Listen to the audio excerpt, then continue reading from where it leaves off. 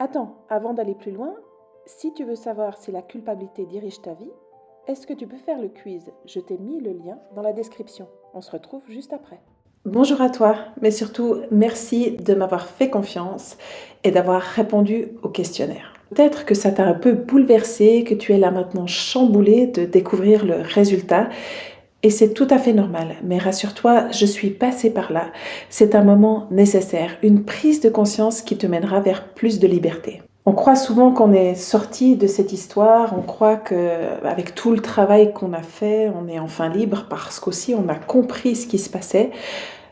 C'est pas aussi simple, malheureusement. Il y a un problème plus profond que cela, comme quelque chose d'inscrit non seulement dans ton inconscient, mais aussi dans ton système nerveux. Tu vois, si tu as répondu par la positive à beaucoup de ces questions, c'est très probablement, en effet, que tu as grandi dans un système familial qui était dysfonctionnel.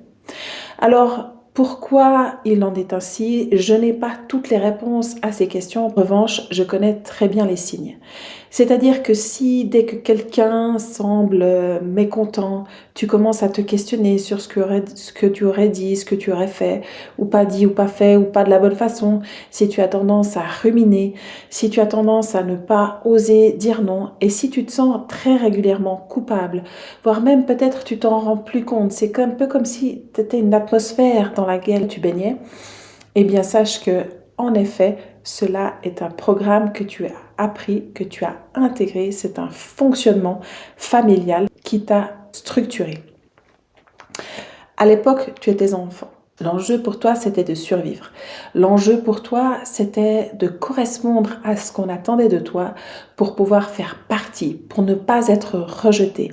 Tu espérais probablement être aimé comme tu étais, mais tu as appris qu'en fait, il fallait répondre à un rôle, à ce qu'on attendait de toi. Et souvent, dans ce genre de famille, le rôle que la personne hypersensible va prendre, c'est celui de maintenir la paix, c'est celui de s'adapter, c'est celui d'anticiper, c'est celui d'essayer d'aplanir, d'essayer de réparer. Et donc, tu as appris ça, tu as appris que c'était ton rôle de réparer, ce qui fait que tu te sens responsable, beaucoup trop responsable, parfois même des choses que tu n'as pas faites, et tu veux réparer les problèmes que tu n'as pas créés. Tu te poses beaucoup de questions, tu anticipes et tu vas te questionner longuement sur ce que tu auras fait de juste ou de pas juste. Et cette culpabilité finira par s'intégrer tellement profondément en toi que cela deviendra une forme de honte existentielle. Alors dit comme ça fait mal au cœur et je comprends, sache que je suis passée par là. Mais ce que je sais aussi, c'est qu'en fait, tout ça, c'est comme un mensonge. Déjà, la première chose qu'il est important de réaliser, c'est que les règles ont changé. Tu n'es plus un enfant et tu n'as plus besoin d'eux pour survivre. Ce dont tu as besoin aujourd'hui pour survivre, mais surtout pour vivre, c'est de te libérer de toutes ces croyances. La première croyance, c'est de penser que tu ne mérites pas. Parce qu'en fait, si on y réfléchit bien, et ça devient beaucoup plus évident quand on a ses propres enfants, l'enfant qui vient au monde mériterait de recevoir l'amour inconditionnel, cela va de soi. On n'a normalement rien à faire. On n'est pas censé performer. On n'est pas censé correspondre à un rôle. Et idéalement, on reçoit une éducation qui nous élève, même si on fait des erreurs en cours de chemin. C'est une éducation qui nous porte. Quand on grandit dans une famille dysfonctionnelle, cette éducation va nous maintenir dans un rôle, elle va nous limiter, mais surtout elle nous prive de ce que nous avons de plus précieux, c'est-à-dire notre propre essence, qui on est. Aujourd'hui, tu sens que parfois quand tu t'éloignes, ça te fait du bien. Tu sens même peut-être que tu en as besoin, sauf que quand tu le fais, tu te sens monstrueux, tu as l'impression d'être un ingrat ou une ingrate. Et tu as l'impression que tu fais du mal aux gens.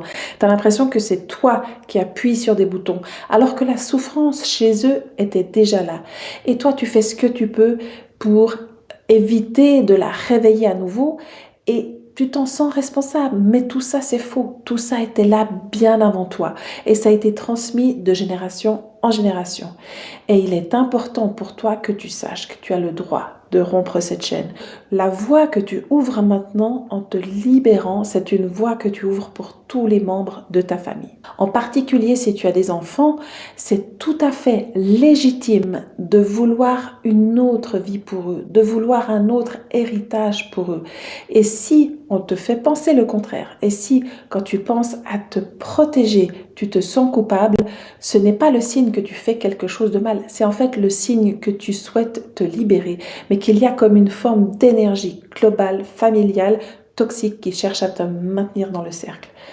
Par amour pour toi et par amour pour tes enfants, c'est important que tu apprennes à briser ces chaînes. Si tu as envie d'en savoir plus, si tu as envie de comprendre comment tout ça s'est passé, à quel point tu es prise au piège, mais surtout par où commencer pour te libérer, inscris-toi dès maintenant, guérir de la culpabilité pour exister enfin. À très bientôt, avec tout mon amour. Au revoir.